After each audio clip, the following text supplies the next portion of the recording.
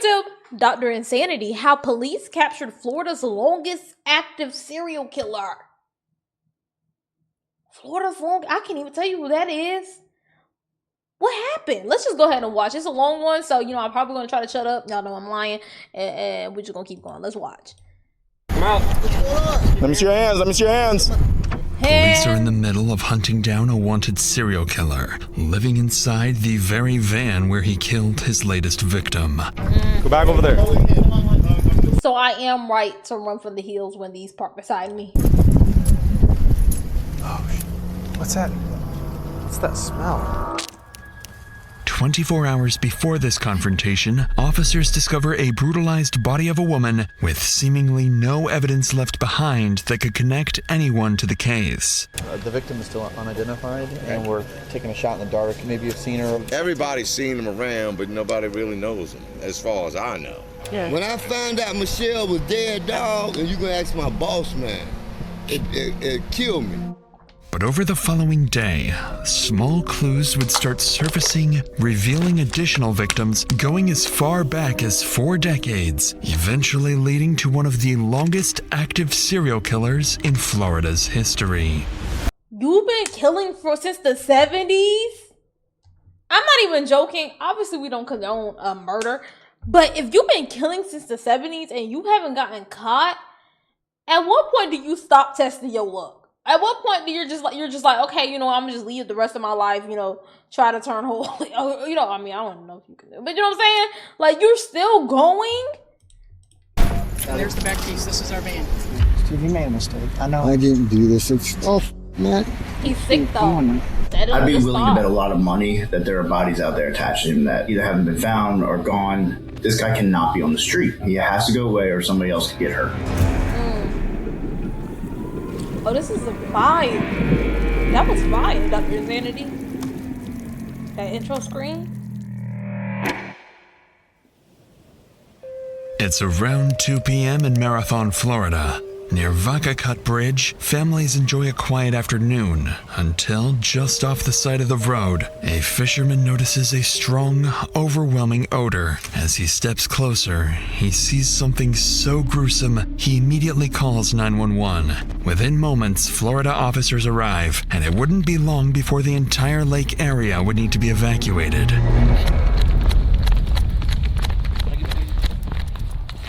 Where's she at?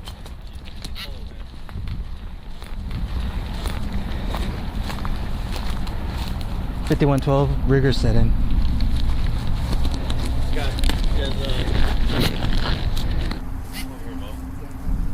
Max, this isn't the time.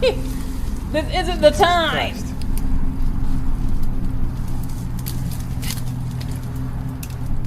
On the ground lies an unidentified woman, unclothed and already beginning to stiffen. From what officers can tell, she's been here for several hours. The current near Vaca Cut Bridge is exceptionally strong, with a history of fatal accidental drownings. At first, officers believe this could be another one of those cases, but as they flip her over, that assumption would quickly fade. Okay.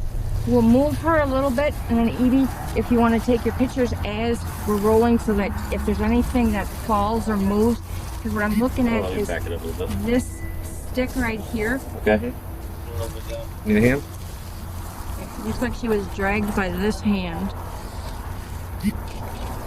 Oh, look at that. Yep, did you see that? Look at her around the neck. Right around the neck. Mm-hmm. Oh, look at the side of her head. What do you see? You got blood, you got scrapes all over the Literally back. have all the worst videos pulled up. Call Doc. As they examine the body closer, they notice strangulation marks on her neck, blood, and signs of trauma, all pointing to a violent assault. With a potential homicide on their hands, officers call in the on-duty detective, while others begin evacuating the area immediately. Before the detective arrives, officers at the scene continue trying to identify the victim, only to realize it won't be that simple. Anybody recognize her? You know who she is? Mm-mm. Nope. Doesn't appear to be a homeless because she's well kept. She's groomed. I just don't see the clothes. You know what I'm saying? It's too something there. This is all the officers know about the woman. No clothing, no ID, nothing to go off of. But not for long, as the on-duty detective soon arrives. Matt Pitcher is a seasoned undercover detective. He doesn't know it yet, but he's about to take down the town's most dangerous killer. Using a multi-hour interview with Pitcher, we'll break down exactly what he was thinking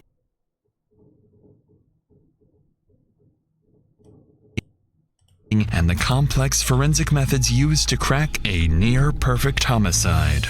I do not have good luck at Thanksgiving time. It just never seemed to work out for me. And so even coming into this, everybody was kind of joking, oh, be prepared for that call. And so I got the call, and then it's kind of evaluating, well, you know, you put out a little bit of hope that, well, maybe it was just a natural death. And then I still remember, I was talking to my captain, trying to figure out what was going on. She said, yeah, it's a naked female. And the minute she said that, I was like, well, this isn't going to be a natural death. Everyone. Detective Matt Pitcher and Detective Rosa DiGiovanni. This is US 1 heading up that way. Entrance into this little gravel area from US 1 is down there. If you pan down here, at the start of what looks to be a Red Bull can, there are tire tracks leading back, as well as tire tracks on this side. And you have a broken branch that's touching the ground. Pulled hair right here. And if you come up, honestly, Hello, they don't really keep y'all on the leash that good. You just everywhere. You are everywhere all the time. Like, y'all ain't never put up no more. It seems like after the first month, like, they just kind of let y'all roam free, huh? at about 10 o'clock into a wooded area, about 10 meters away, the female victim. 2 to 3 feet in front of that is another small chunk of hair. It looks like there is some bleeding in the area of the easiest way to come back would be along there. Suspecting that that's where the suspect went back, we're going to go around another way, preserve evidence. For the first time, the pieces start to come together. As Pitcher walks along the gravel road just off the highway, he spots fresh tire marks, evidence the suspect had been here not long ago.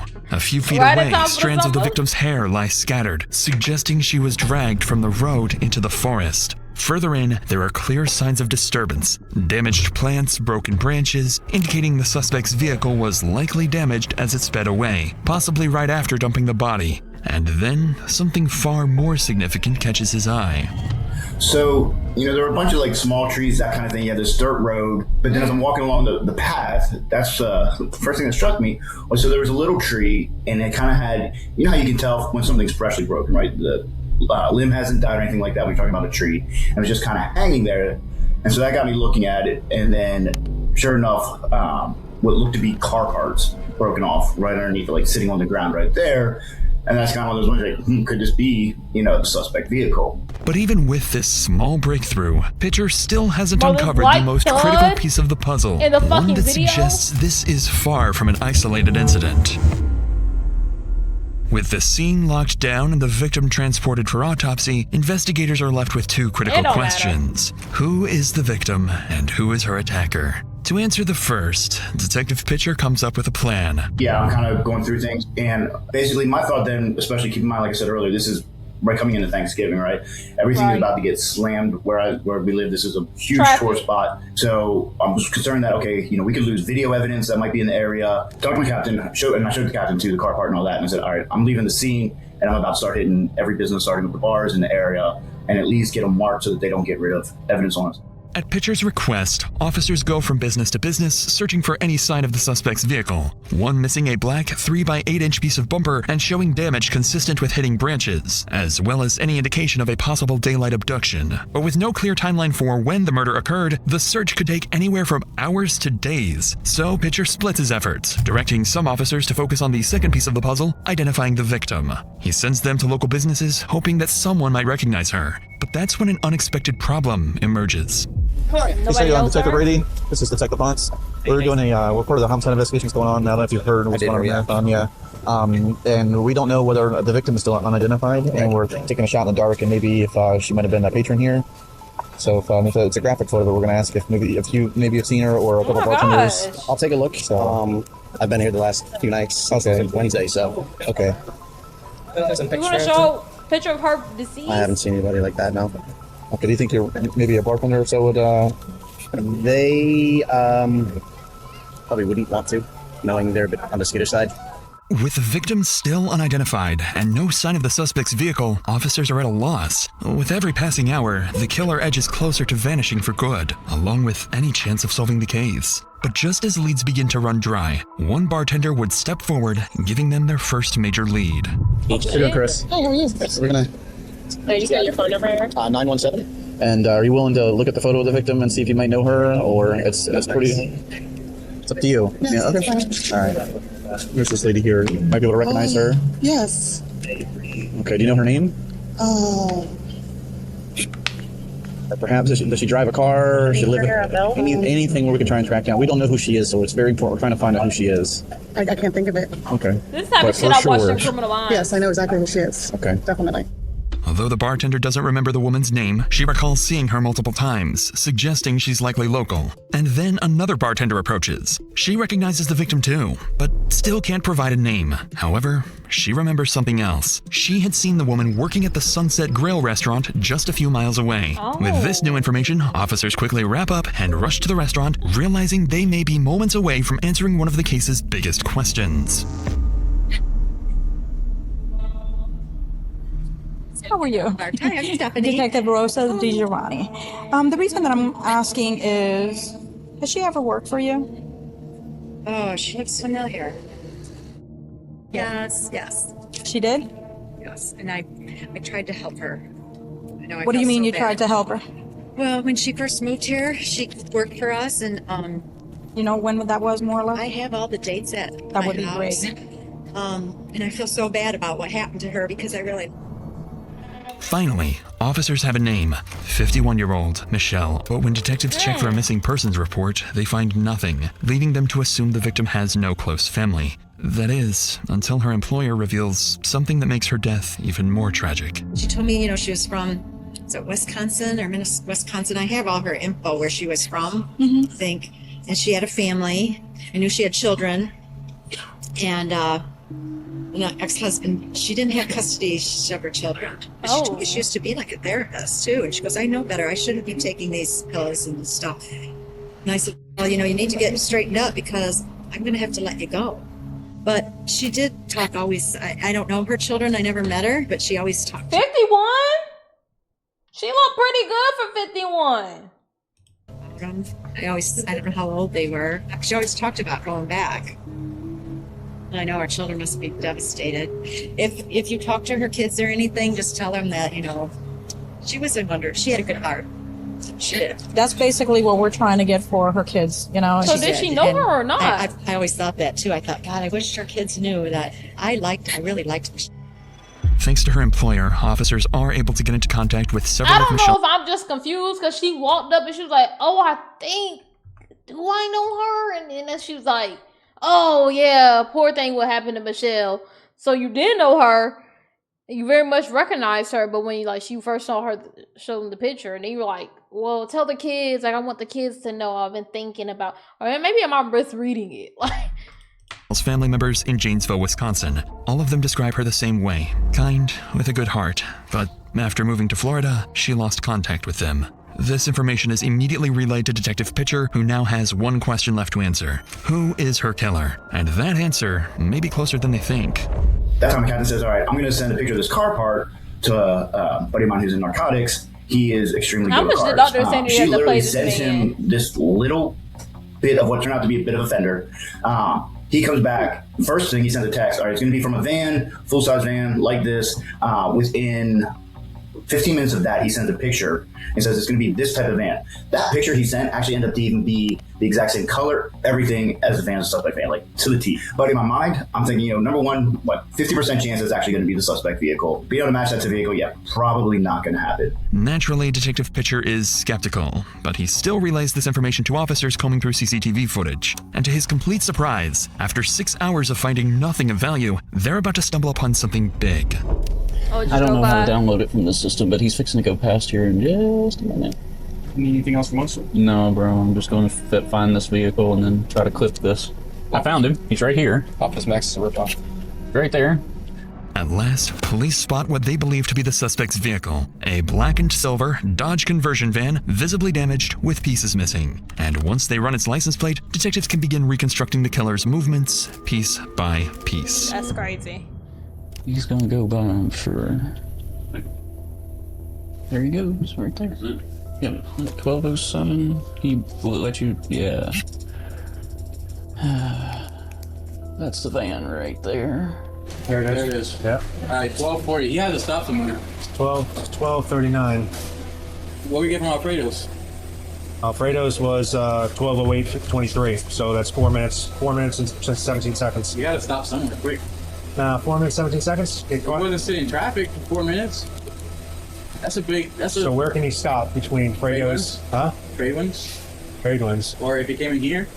As officers piece together the van's path across town, it suddenly disappears, somewhere near Kmart Plaza on US Highway 1, just over 3 miles from where the body was found. While officers search for additional camera angles around the last known location, investigators run the van's registration, and that's when they discover something deeply concerning.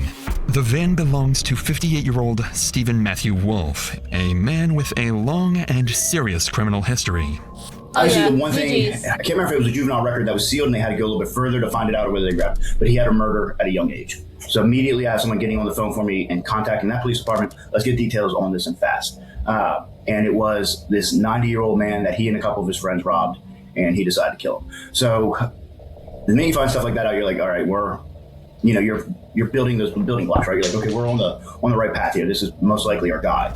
Decades earlier, in 1976, Wolf was convicted of a homicide in Boise, Idaho. At 15 years old, he and 3 others murdered a 78-year-old man named Enrico Flori, a robbery-motivated killing that landed him 15 years in prison. The case gained nationwide attention when, in 1977, Stephen escaped from the Ada County Jail, sawing through a bar on the 4th floor and climbing down using bed sheets and conduit. He remained on the run for 6 days before. But I don't know why, like, obviously it's something that's very possible because it happens again and again. But when I literally hear that somebody escaped from prison, I'm just like, nigga, like, where are you going? Like, you literally have to put all your bet on escaping. Because I feel like obviously he got back out eventually. Obviously. Never mind. I was about to say, because then they're just going to throw more time at you. But it's like, I mean, he got out at some point. Being recaptured. As Pitcher digs deeper, they uncover even more disturbing details. A prior diagnosis of psychopathy, a history of animal cruelty, and long-term drug use, raising the question of whether he should ever have been released. With these findings, Pitcher realizes he's looking for someone with a history of extreme violence, a proven capacity to evade justice, and potentially a serial killer. By midnight, the van still hasn't reappeared on CCTV, suggesting it's still somewhere near the cluster of fast food restaurants. Yeah, that's the only thing I could see, like, okay, because, like, clock is ticking, you know what I'm saying? Like, you know, it might as well, like, last chance, or, life without parole, like, something where you're like, there's not a single chance you're getting out or making it out alive. Like, okay, like, if you try to make that escape, I'm not gonna be like, dummy, like, you know what I'm saying? No, I think it's dumb either way, but, you know what I'm saying? Like, okay, you took your chances. He got charged as a kid. They say he was a kid when he did that. Not saying that, you know what I'm saying, but I'm sure that the sentence was, an age that he could make it out alive. So then it's like, you just risking it all. Willing to waste any more time, Pitcher, alongside a dozen deputies from the Monroe County Sheriff's Office, heads out to search the area. And as they begin to look for their suspect, something inexplicable happens. Do y'all remember? I don't remember if y'all remember this. We didn't watch it on here, but there was like something that was going on in the past. I want to say within the past year, and like 8 suspects escaped from somewhere. I forgot, and everybody was putting their money on like who was going to like get caught. And then one guy was like found in the house. They thought he was like working as a cashier as a lady, like design. Do y'all know what I'm talking about? I remember that just happened not too long ago, within a year at least. It was like a group of guys. Were going out to scout in this parking lot.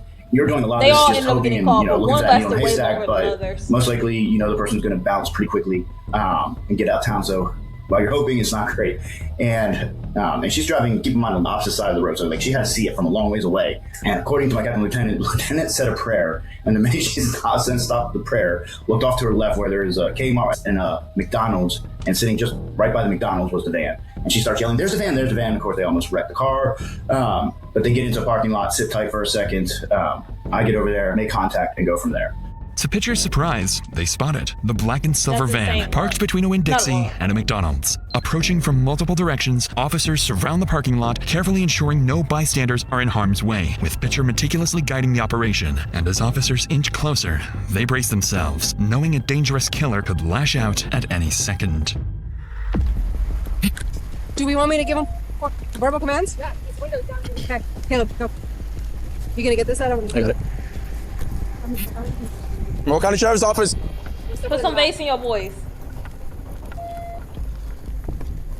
Monroe County Sheriff's Office, come up with your hands up. Sheriff's Office, let's see your hands. Let me see your hands. All right, wait a minute, come on out. Anybody else in the van? Hands up. Come on out. Come out, driver's side. Sir, just drop whatever you're doing, come out. Come out. Let me see your hands. Let me see your hands. Don't reach around. Don't reach around. Just let me see your hands. Come out of the van. Go back towards back here. Anybody else in the van? No. What? Get a handcuff. Get in. Get right here. What's going on? Sir, right there. There we go. Put your hands around your back.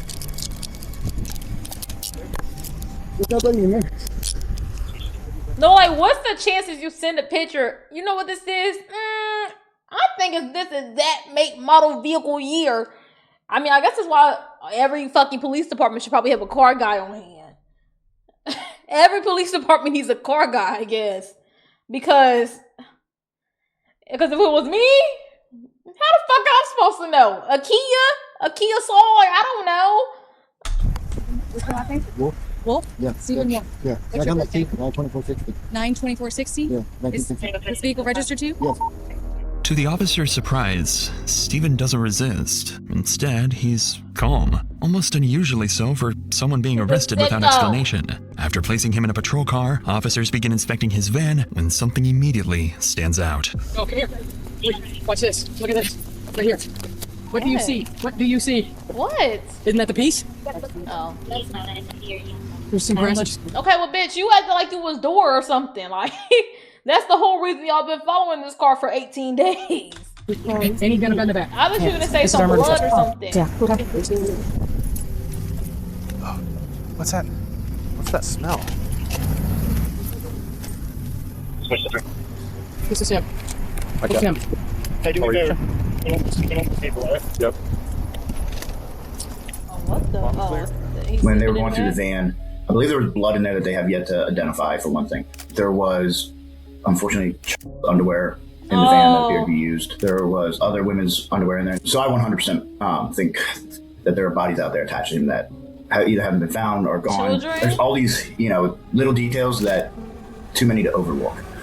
After securing the scene just after midnight, Stephen is transported to the Monroe County Sheriff's Office for questioning. But despite Pitcher's plan unfolding nearly perfectly, he still has a long way to go. On the way to the station, Pitcher realizes that from a jury's perspective, there's still reasonable doubt, and nothing truly conclusive beyond a single piece of bumper. And with the right lawyer, he could claim he was simply at the wrong place at the wrong time, and the charges could easily be dismissed entirely. Even so, Detective Pitcher remains confident he can make Stephen break. Less than 12 hours after the murder is believed to have taken place, the two arrive at the station and Stephen is placed inside the interrogation room. Both Pitcher and Stephen have been in these situations before, and each of them believes they have the perfect plan to outsmart the other. But before we get to that, after a long day at work, all I want is a good home-cooked meal.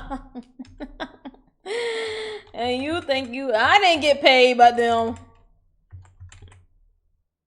We can work together. Hello. I think I have a track record to prove it.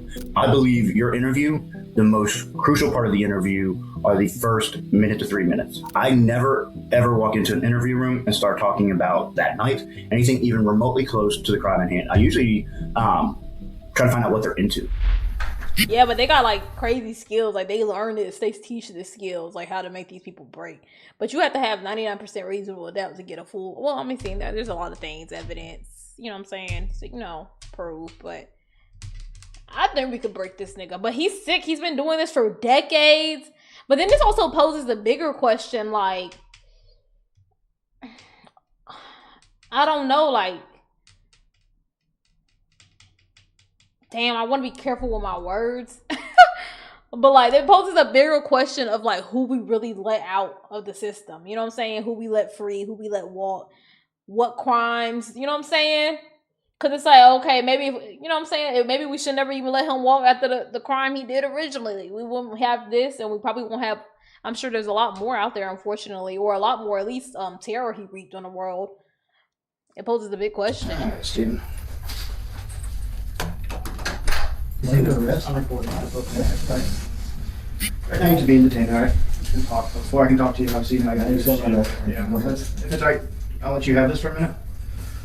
All right, well, here's the deal. We have some questions about yesterday. Maybe you can walk me through it and help me out a little bit. Tell me about your day yesterday.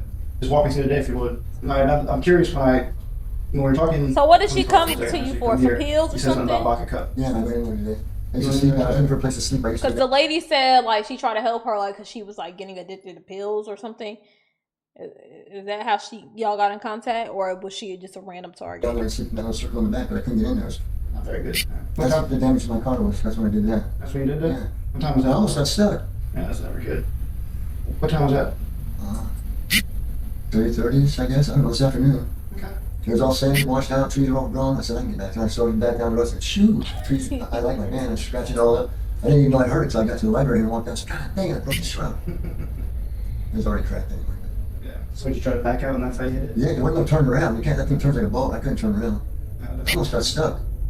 As Stephen calmly explains, he damaged the vehicle while turning around, searching for a place to sleep. But what catches Pitcher off guard is this. If Stephen is responsible, he's just placed himself at the scene of the crime for reasons Pitcher can't yet explain. So, Pitcher searches for something more concrete, something incriminating. But what he finds would come as a complete surprise. Can I just get you to put your fingers out like this? Thank you so much. Give me just 2 seconds. Again, if you would, just kind of the best you can. Dirty ass. And this is gonna be a lot harder, but flip up a bit. Hey, that was a lot easier for you than I thought it would be. What you looking for? What's that? So what you Any kind of marks. I got no marks, no scratches, no nothing. Good deal. Tattoos, I got tattoos. I know you got tattoos. They're pretty good. Why did you get them done? I got them down in prison, Idaho. I don't know why I got out of bed. I was 15 years old, got to work at a homicide. Oh, that's no fun. How long did you have to lay down for? 15 and a half years. 15 and a half years? Oh, wow. It's a long, sad story with a happy ending, but... Well, you're out now. For who? For you? Not for the man you killed. Yeah, I brought out a addict, but I kicked that to him. Okay, you guys 1 second. I just want to talk about Parker. Okay, do whatever you need to do. Let's get this done. Whatever we're doing there. I appreciate it. Be quiet. I am. Baffled by the lack of scratches on Stephen's hands, Pitcher pauses the interrogation, fully realizing the evidence they have so far is insufficient for any breakthrough, especially after learning this is far from his first run-in with police. For now, there simply isn't enough to charge him, so Stephen remains in holding. Investigators know time is against them. By tomorrow, they need something concrete, because without it, they won't be able to hold him much longer. But little do they know, Stephen is already preparing a strategy for their next conversation, one he believes will let him walk away completely free. The next morning, with Stephen still in custody, Detective Pitcher begins receiving tips from multiple Marathon residents, each claiming to have vital information. By approximately 10 a.m., officers are dispatched to follow up on every lead, hoping one of them holds the key to the case. And it wouldn't take long for police to realize Michelle may not have been the only target, and Stephen may not have been the only suspect. Okay, my name is Jennifer. Hi, Jennifer. How are you? Good. Okay, I have a cousin. Hey, Harold. How you doing? All right, all right. Good. We have a little bit of information that you might be interested in. Nigga, she already explaining.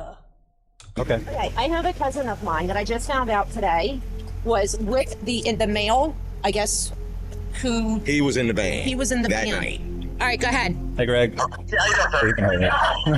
Hey. I went to the house. No, I'm saying he coming. Hey, how you doing? Oh yeah, we got some information.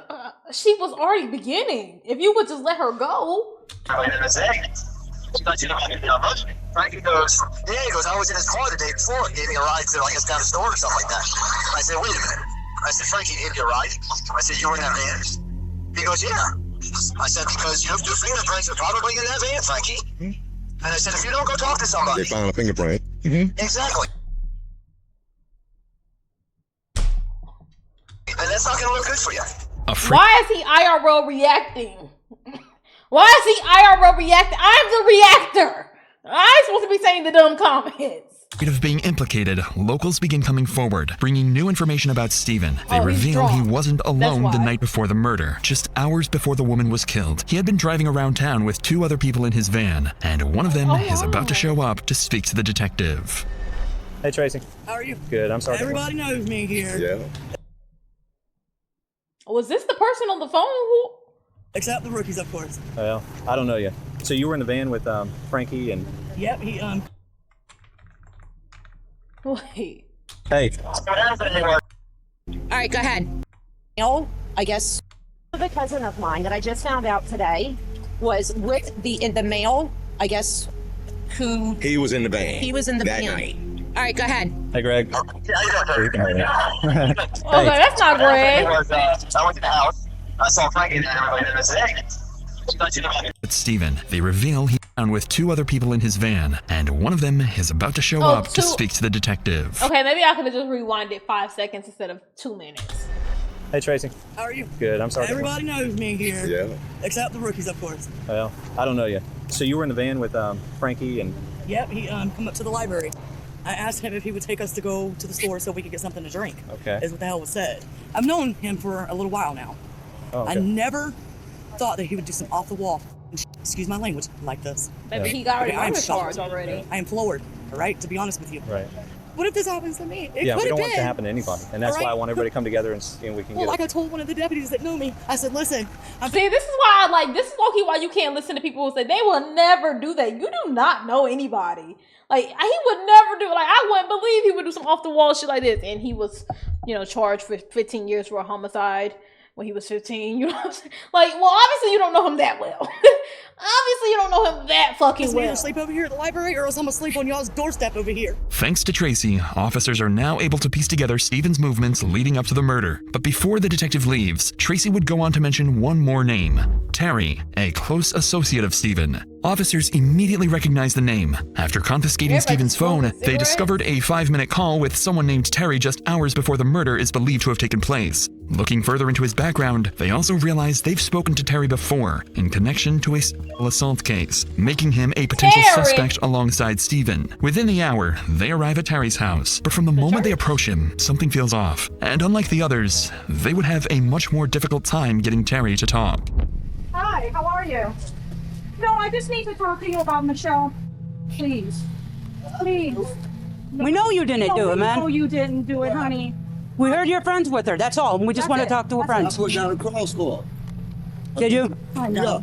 That's all. We just want to talk to her friends, man. That's it. No, listen, Terry. We just want to see. When was the last time we saw her, Terry? Man, come on. No, Terry, listen. You're not. No. Yeah, because I done been through this with you before when they tried to get me.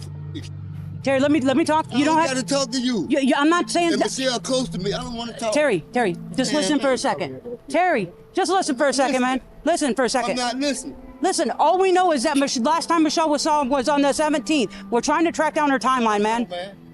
If you cared about her, wouldn't you want to help us? Man, you can't tell me who I cared about and all that. I'm not talking. You guy who did it, I don't even want to talk about Michelle, bro. Okay, I'm not trying to be mean, but I know how y'all do. Just like with the man, when I didn't do it. So no, I ain't get to say, man. You talking about the sexual assault, Terry? I believe you did it. I don't even know who you are. I believe you did it.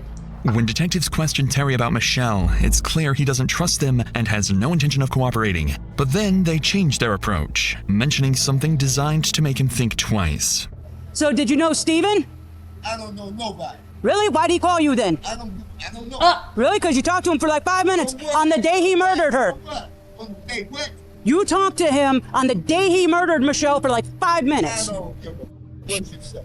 Okay? Okay? But I talked to him and all this. I don't care what you say, miss. I don't really care what you say either. The phone records prove it. To me? I don't care then. So what did you talk to him about? I don't know what you're talking about. I don't even remember talking to him. You don't remember talking to him? Listen, Okay. miss. The dude didn't like Michelle. He always threatened her. Also, you Me know a and him lot. got into it over her. Okay? Michelle was a close friend. If you go down underneath the backup bridge where she supposed to got killed or whatever, I put a cross down there for her. I appreciate it. Honestly, you seem like the first one that we've talked to that's really cared about Okay? her. Okay. I didn't like Wolf. Okay? Why not? What you mean, why not? I mean, He always threatened her, man. He was always threatening her? Every time I seen them, they was fighting, fussing. Were they in a relationship? I don't. Listen, miss, Michelle stayed in his van.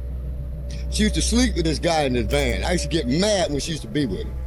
I'm not on those streets. I changed my life after that shit with the and I talked to Wolf 5 minutes before she got killed. She is getting a good job. She know how to. Hold on, she know how to bring him back in. But you can kind of tell his character. Like at the end of the day, this is a old head right? Old head unks like to talk. If you got an old head unk in your family, or you just seen them around, old head unks like to talk. You just had to know how to get them to talk. Okay, I knew eventually he would talk. That's bullshit. Okay? But for anything, if I get my hands on him, I hurt him. Finally, once they get Terry to talk, detectives uncover a direct connection between Stephen and the victim. Michelle had allegedly been staying in Stephen's van, and Terry makes it clear he didn't approve of the two being together. Now, detectives realize the man in front of them may be the key to incriminating Stephen once and for all. That's all I'm saying. If you want to know the truth, Terry, you just helped us a lot in being able to make that happen. What I'm still saying, B, the guy, she used to sleep around with this guy. Okay? This guy used needles. She told me that he tried to get her to shoot dope one time. Okay? Him and Michelle done had altercations. Okay? Yeah. When I found out Michelle was dead, dog, and you can ask my boss man, it killed me.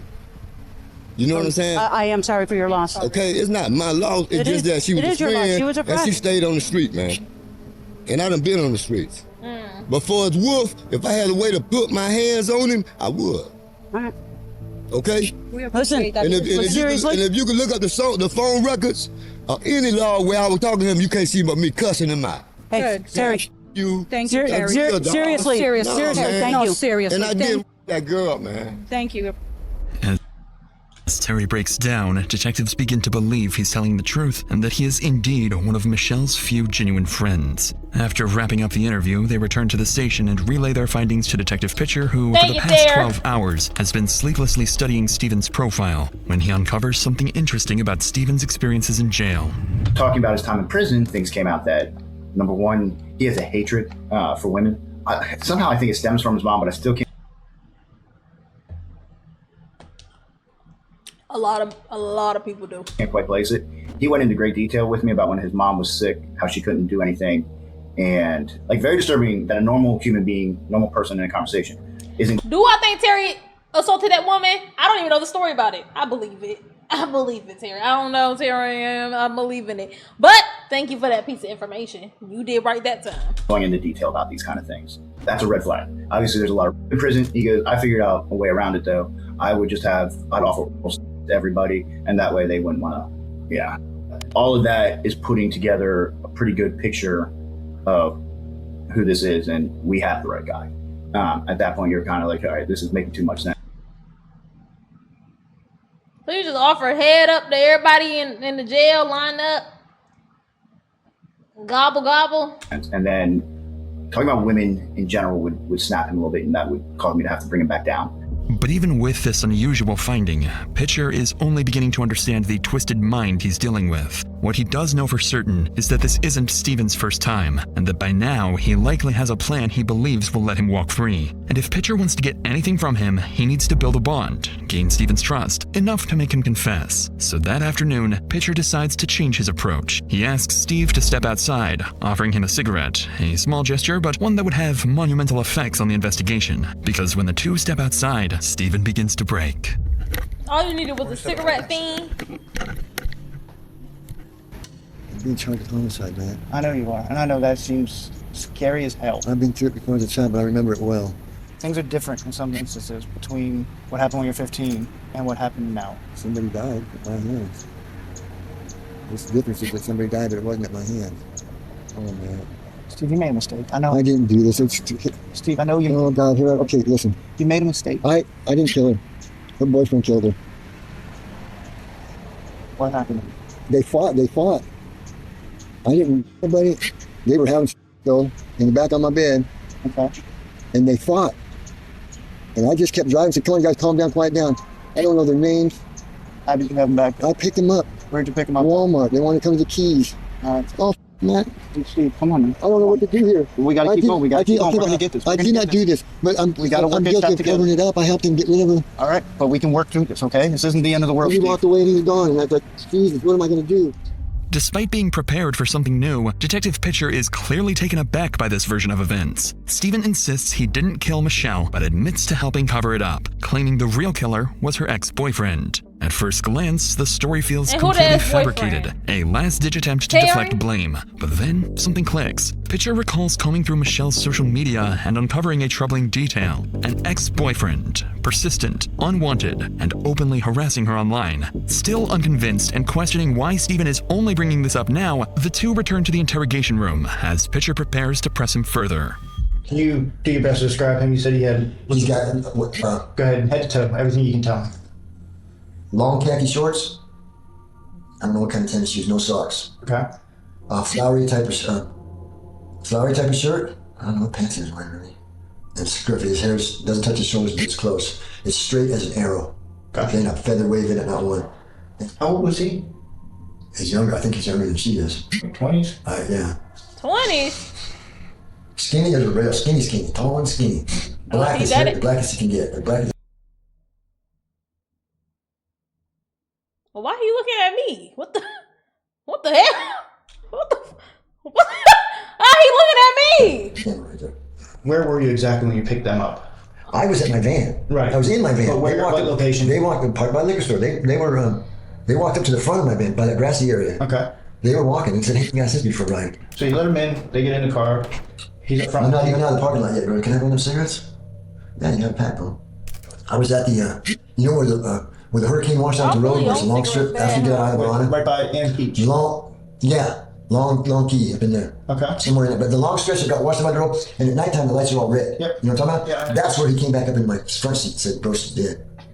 He didn't say I killed her, he just said she's dead. Okay. What? Bro, she's dead. My brain was thinking, if she's really dead, I'm really call the police. Yep. But he's right there next to me. Call the police. And I didn't pick up the phone. And I pulled down in there. I can't go very far. And you said it was your idea for vodka cut? I was thinking I gotta get rid of this. I gotta get rid of both of them, but I gotta get her out of here now. And he jumped out. He pulled the door open. He pulled her out. I heard her. Actually, was she dead? Oh, she hit the ground, I think. Yeah, I remember thinking, oh, Jesus, that's not good. And I'm in trouble. I'm in trouble, man. And I called the police. I could have backed over him. I couldn't get out, man. Actually, I couldn't have backed over if I tried. It took me that. I'd have run his ass over and called you right then. I should have called you as soon as he got out of bed. Give me 1 second, okay? Despite Stephen's emotional retelling, his description of the killer doesn't match the ex-boyfriend. The man detectives had identified was older with short gray hair and a heavy build, but Stephen describes someone completely different. Younger, slim, with pin-straight black hair. And that's not all. Something major has just taken place. Young, black with pinstripe. I mean, you know, if anybody out here, but Outside the interrogation room. The full forensic examination of the van is a black 20-year-old male with a straight bob, like Cat Williams. complete, and the findings are even more disturbing than expected. Now we have the search warrant to the van. They start going in it, and immediately there are a lot of toys, a lot of homemade toys. We knew sheets were missing, that kind of thing. Like, we were missing a lot of evidence. There was also, we had to start cutting out floor. He had a homemade bed in there too, so we had to cut out the mattress of that, the floor. There was blood, a little, not a ton, but a little bit of blood on some of that, that's big evidence. We need it. Alongside what Pitcher has just revealed, investigators uncover even more disturbing evidence. Strands of blonde hair matching the victims, women's underwear, and a child's swimsuit. And more concerning still, the only DNA found belongs to Stephen and the victim. This is far more incriminating and far more convincing than anything Stephen has told them. So Pitcher prepares to confront him with the evidence. And with nowhere left to shift the blame, his reaction would say it all. The Bob didn't match the story? I'm just gonna be flat out honest and be blunt. You messed up. This is inside your van. That's our victim's hair, Steve. Steve. No. This is the victim's underwear. No, it's not. What is it? And Steve, you missed some blood. You missed under. I didn't do that. You missed cleaning up the blood on the cushion under the sheet. Steve, I'm telling you, I'm not not lying to you. I hear you. I'm saying. Okay. This is your chance to be honest. I've been honest with you. I have been honest with you. That's not the victim said. It's not her panties. Well, tell me about those panties. Oh, now you can't think of something.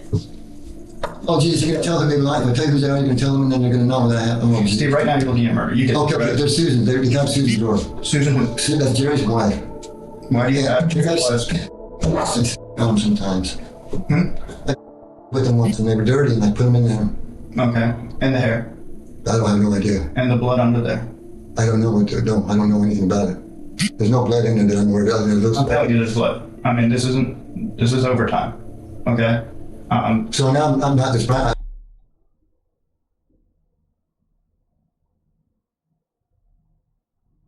I'm not primary. I'm a suspect. He said, I don't know. Okay. Steve, I'm gonna put this as bluntly as I can. Yes, no. I'm gonna put this very harshly. You murdered her. I did not. I did not. This shift in the detective's demeanor clearly catches Stephen off guard. Up until now, he believed Pitcher was someone he could trust. More than that, Pitcher believes the bond between them has gone beyond a typical detective-suspect relationship. One of the disturbing parts of the interview, which this just made me mind, is I put my hand on his shoulder at one point. Like, one of the phrases I used with him a lot that, once we had that real comfortable level was, this isn't an if type situation. This is, I need your why. What happened? Like, you're obviously a good person. Why did this happen? And so at one point, he was getting worked up, sad-wise, that he knew he was in trouble. I put my hand on his shoulder, and he goes, yeah, I don't let people put their hand on my shoulder because of prison. And so I immediately took it off and said, I'm sorry. He says, no, I like it when you do it. And I was like, that was one of the key moments. I was like, okay, well, this is... He trying to fuck you? He's now looking at us being in a relationship. He has feelings for me in terms of that. He was putting me, in his mind, in an awkward position to have to testify. Like, I don't know if part of him thought that I had feelings for him and that he was putting me in an awkward position, making me testify against him. I've never even come close to having anything like that happen before. As Pitcher explains, this unusually strong bond is both beneficial and detrimental to the investigation. Although Stephen appears to want to be honest, he seems afraid of hurting Pitcher's feelings. But unbeknownst to Stephen, that bond is entirely one-sided, because Pitcher is about to confront him with even more evidence he failed to cover up. Can you explain the blood on the cushion under the sheet? No. My leg, I guess, back. That's not going to put it. I know. So, I'm going to go to jail for homicide? I will check with the state attorney, but as of right now, I'm afraid that's most probable. Oh, geez, guys, I'm not the guy. What? Okay. Can you come and visit me at least? Wait, I'm going to jail? Well, will you take me down to the station? Turn off your body camera. Let's backtrack. I understand this is not good. Because you were at the crime scene. We have you at the crime scene because you wrecked. Yeah. And then you didn't report the wreck, but it was minor damage. I get that. I'm with you there. Then we have you come into the library using a dumpster where there's blood in the dumpster, and you told me you put trash there. Yeah. And then we search your van, which you say nobody. Like he got his head on, his head on his forearm, on his leaning on his shoulder. He's like, baby boy. And besides Tracy and Charlie, and that was a couple days ago, and the hair doesn't match that person. I don't know what you guys are talking about. All this secrets of investors because I came back down here. So and the worst part about it is that you're convinced that it's me. What is that? More panties. In my van? Let me see that again. Her bikini bottoms. Those are Susan's too. I wouldn't worry at all about Susan, Steve. No, it's where I am, but my guess is you'll probably never see her again. To Stephen's surprise, on the night he was found, officers recovered a bloody shirt that had been disposed of nearby. And despite it all, Stephen would I heard they got conjugal visits. continue to deny that he had killed Michelle. At this point, it doesn't matter. They don't need a confession, because the final and most disturbing piece of the puzzle has just come to light. Be honest, detective. Did you go see Steve? And they were going through the van. There were some of the toys were... Okay, well, let me not make light of the situation. Somebody did lose their life. But I wasn't expecting this plot twist either. Probably 8 inches to 12 inches in diameter. So it was, again, very, very horrific.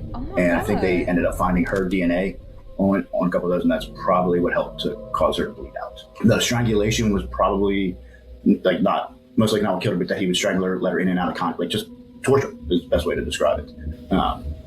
Just awful. Based on the crime scene and the horrific autopsy findings, in 2023, Stephen Matthew Wolfe was convicted of first-degree murder, 2 counts of battery, and tampering with evidence. And in the end, he was given the only fitting sentence for his crimes. That's kind of, I think, what did him in. Like, that's that whole situation where he knows, like, even in the interview, he brings up the death penalty and that I'm going to get a death penalty for this. Yeah, so maybe the first time in Florida, if not, it's only been 1 or other 2 times where every member of the jury believes he should get the death penalty. Even though, yes, obviously he's a very horrible person. That's your it's also man. always weird when you know that it was your testimony and your doing that is going to end this man's life. I'm sorry. I am so sorry. I'm sorry. You're right. People are dying. So it's a mixed bag in that sense. I get it. Like, even the things like the touch on the shoulder, like, You felt something. as dumb as it sounds, that to him, that's all this guy cares about me. You know, he really does like me. I'm starting to think you like him. You know what I'm saying? Because he never said this. You know what I'm saying? This is you saying this. I'm starting to think you liked him. Yes, that is. You mentioned that there could be more victims tied to this guy. Do you personally think that he could be like a serial killer with more unsolved murders connected to him? So I 100% I think so. I'd be willing to bet a lot of money that there are bodies out there attached to him that either haven't been found or gone. He was a homeless guy who lived in this van, and you have long periods where you can't even say where he's at. He was skeptical in telling us other locations, kind of thing. Everything just pointed. I mean, we even had when they were going through the van. I believe, I don't remember. And then he's also connected in a community where it's kind of hard to track them because there's no set address, there's no set permanent thing. Some of these people don't even have phones. So it's like, you know what I'm saying? There could be tons of victims that he could just grab, and who's really reporting? Nobody reported Michelle, unfortunately. Like, you know what I'm saying? There was blood in there that they have yet to. But like, she was already detached from her family. You know, she was homeless on the streets. You know, apparently from the boss doing drugs. Like, you know what I'm saying? For one thing, I didn't come back to either one of them. There was, unfortunately, underwear in the van that appeared to be used. There was other women's underwear in there. Now, granted, he has stolen underwear that we found out from somebody else, but there's all these, little details that too many to overlook. As Pitcher finishes recounting one of the most disturbing cases of his career, 6 years after Michelle's murder, he is now retired. But the weight of what he uncovered leaves behind questions that were never fully answered. In terms of this type of crime and the brutality, this one head above all the rest. And I've definitely had some interesting ones in my career. I'm in the process of writing a book. Actually, I did undercover work that I can say legitimately nobody else has done. First year, I spent 2 years with the mob and then was asked to infiltrate a domestic terrorist group. Had everything from being interrogated for 8 hours to shooting with a psychopath who I was positive was going to kill me one day, and who also happened to be my best friend, and hated police more than anybody. But I did prevent the bombing, credited with saving over 100,000 lives. Out of all the complex investigations Detective Pitcher worked on, Stephen's case continues to linger. And as of late, April 2026, Stephen remains on Florida's death row, refusing to tell Pitcher whether there are any other victims. And with an execution warrant potentially right around the corner, that answer may die with him. Wow. I really do believe that there's other bodies. Like I said, like I already said, like, you know what I'm saying? He has a connection to people who aren't easily traceable. So I think it's 100% possible. And like, where you get the children underwear from, you know what I'm saying? Sicko. I hope he didn't do anything to no child. But, rest in peace to Michelle. This is so sad. You didn't deserve that.